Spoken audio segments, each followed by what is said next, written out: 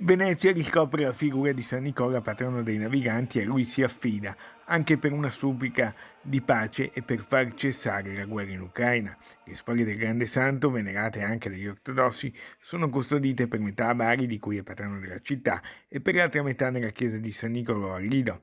Domenica le reliquie inizieranno un viaggio verso Pellestrina nella chiesa di Ognissanti.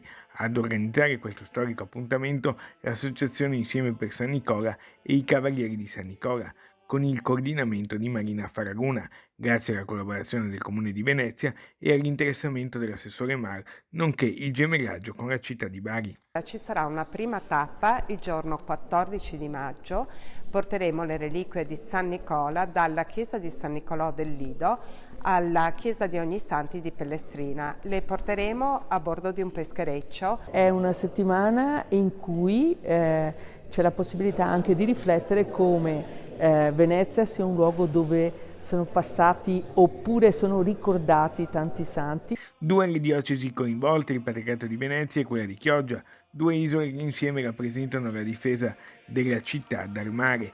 Sabato 20 il rientro al Lido con il momento clou.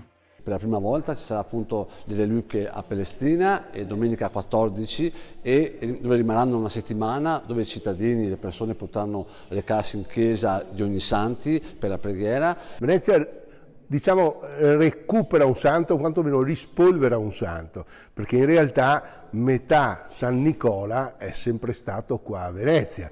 I veneziani lo chiamano San Nicoletto, come San Giacomo lo chiamano San Giacometto, e questa è la dimostrazione dell'attaccamento della popolazione veneziana nei confronti di un santo.